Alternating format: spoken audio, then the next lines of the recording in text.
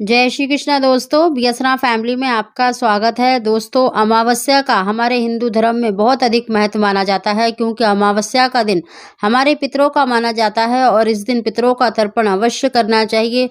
दोस्तों, अगर हम अपने पितरों का तर्पण नहीं करते तो बहुत सी परेशानियों का सामना हमें अपने जीवन में करना पड़ता है, चाहे वो संतान को लेकर हो, नौकरी को लेकर हो या किसी भी क्षेत्र में अगर आपको सफलता नहीं मिल पाती तो उसका कारण कई बार पितरदोष भी होता है।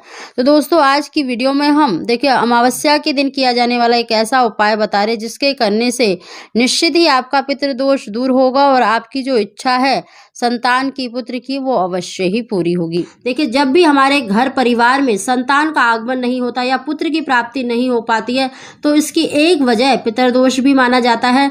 दोस्तों, बहुत से ग्रंथों शास्त्रों में लिखा हुआ है कि अगर जिस घर में संतान नहीं होती या पुत्र नहीं होती तो उसका एक मेन कारण जो माना जाता है वो पितरदोष माना जाता है। दोस्तों, कई बारी हमारी कुंडली में भी पितरदोष होता है, लेकिन कई बारी देखिए जाने अनजाने हमारे बड़े बुजुर्गों के द्वारा की गलतियों के कारण भी हमारे पितर हमसे रुष्ट हो जाते हैं, जिसके कारण हमारे परिवार में संतान का, पुत्र का आगमन नहीं हो पाता है। और अमावस्या का दिन देखिए पितरों को प्रसन्न करने का दिन माना जाता है। कहा जाता है कि इस दिन, अमावस्या के दिन अगर हम अपने पितरों का तर्पण करते हैं, अपने पितरों को प्रसन्न करते हैं तो शीघ्र ही हमारे घर में संतान का आगमन होता है। आपको कौन से उपाय करने चाहिए जिससे कि आपके पितर आपसे प्रसन्न हो और शीघ्र ही आपके घर में पुत्र संतान का आगमन हो? दोस्तों, उसकी जानकारी देने से पहले अगर अभी तक आपने बीएसआर फैमिली चैनल को सब्सक्राइब नहीं किया तो सब्सक्राइब अवश्य ही कर लें। बगल में बेल आइकन को दबा दें जिससे मेरी आने वाली सभी वीडियो का नोटिफिकेशन सबसे पहले आप तक पहुंच सके। अमावस्या का बहुत अधिक महत्व माना जाता है। दोस्तों, कहते हैं कि पितर इस दिन आस लगाते हैं कि हमारे जो संतान है, हमारे जो पुत्र है, वो हमारा तर्पण करेगा और हमें मोक्ष की प्राप्ति होगी। दोस्तों, अगर इस दिन पितरों का तर्पण ना किया जाए तो हमारे पितर हमसे रुष्ट हो जाते हैं, हमसे नाराज हो जाते हैं, जिसके कारण हमें जीवन में बहुत सी परेशानियों का सामना करना पड़ता है। उसमें से एक परेशानी है संतान का ना होना या पुत्र का ना होना। इसीलिए दोस्तों, अमावस्या के दिन सबसे पहले तो देखिए ब्रह्म मुहूर्त में जगें। सुबह स्नान करने के बाद सबसे पहले आपको सूर्य देवता को अर्घ अवश्य देना चाहिए और सूर्य देवता को जल देने वाले लोटे में थोड़ा सा शुद्ध जल और थोड़े से काले तिल और गुड़ और लाल रोली अवश्य डालनी चाहिए। ओम सूर्य देवाय नमः कहते हुए सूर्य देवता को अर्घ दें। अपनी ही जगह पर 1 या 7 परिक्रमा अवश्य लगानी चाहिए और उसके बाद देखिए अपने पितरों का तर्पण भी अवश्य करना चाहिए। पीपल पर भी आपको मीठी लस्सी यानी थोड़ा सा कच्चा दूध और मीठा डालकर और थोड़े से काले तिल डालकर पीपल पर भी कच्चा दूध अवश्य अर्पित करना चाहिए। ओम पितृभ्यो तर्पयामि कहते हुए पीपल पर जल अवश्य चढ़ाएं और 7 परिक्रमा अवश्य लगानी चाहिए। इस तरह से अपने पितरों का तर्पण करें और इस दिन देखिए जो भी आप सबसे पहले भोजन बनाते हैं अपने पितरों के लिए अवश्य निकालना चाहिए। अगर आप भोजन नहीं निकाल सकते तो आप सूखा सामान, सफ़ेद चीनी या फिर दूध का आप किसी भी मंदिर में अपने पितरों के नाम से दान कर सकते हैं। दोस्तों, इस दिन पितरों का तर्पण अवश्य करना चाहिए और पितरों के नाम से कुछ ना कुछ अवश्य निकालना चाहिए। इस तरह से अपने पितरों का तर्पण करें और साथ ही अमावस्या है तो इस दिन भगवान शंकर का दिन माना जाता है और सोमवार के दिन आपको शिवलिंग का अभिषेक अवश्य करना चाहिए। सोमवती अमावस्या के दिन देखिए भगवान शंकर का पूजन भी अवश्य करना चाहिए और भगवान शंकर के साथ शिव परिवार का पूजन भी अवश्य करना चाहिए।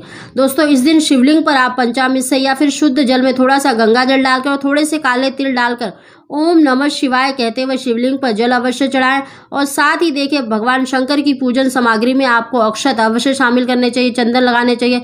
अगर बेल पत्र हो तो बेल पत्र भी अवश्य अर्पित करने चाहिए।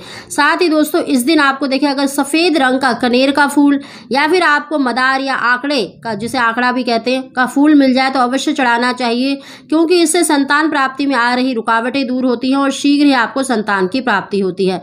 साथ ही दोस्तों, इस दिन आप 1 मुट्ठी गेहूं अर्पित कर सकते हैं या फिर आप देखिए गेहूं के आटे की 108 गोलियां बनाकर ओम नमः शिवाय कहते हुए शिवलिंग पर चढ़ाते हैं और उसके बाद आप पीपल के पेड़ के नीचे रख दें या फिर आप चींटियों को डाल दें। इससे दोस्तों आपकी कुंडली के जितने भी ग्रह दोष होते हैं वो भी दूर होते हैं और हमारे पितर भी प्रसन्न होते हैं। साथ ही दोस्तों, इस दिन आपको एक उपाय और करना है। आपको देखिए एक रोटी लेनी है, आप ताजे आटे की रोटी ले सकते हैं और उस रोटी के आपको देखिए 4 हिस्से करने हैं। एक रोटी के 4 हिस्से करने हैं और पहला जो हिस्सा है आपको गाय को खिलाना है, दूसरा हिस्सा आपको काले कुत्ते को खिलाना है और तीसरा हिस्सा आपको कौवे के लिए डालना है और चौथा हिस्सा आपको देखिए चौराहे पर रखकर आना है। इस उपाय को आप अवश्य करें। आप किसी भी समय पर इस उपाय को कर सकते हैं, सुबह से लेकर शाम तक कर सकते हैं इस उपाय को। दोस्तों, इस उपाय को करने से आपके जीवन में आ रही बाधाएं दूर होती हैं। आपके जीवन में जो भी रुकावट आ रही है संतान प्राप्ति के लिए, पुत्र प्राप्ति के लिए, तो वो भी दूर होती हैं। दोस्तों, इस उपाय को आप हर अमावस्या के दिन कर सकते हैं या हर शनिवार के दिन कर सकते हैं। इससे आपके जितने ग्रह दोष होते हैं वो दूर होते हैं और जो भी आप कार्य कर रहे हैं उसमें बाधा उत्पन्न आ रही है संतान प्राप्ति में या पुत्र प्राप्ति में, तो वो दूर होती है। शीघ्र ही आपको संतान सुख की प्राप्ति होगी। पितरों का आशीर्वाद आपको अवश्य ही मिलेगा।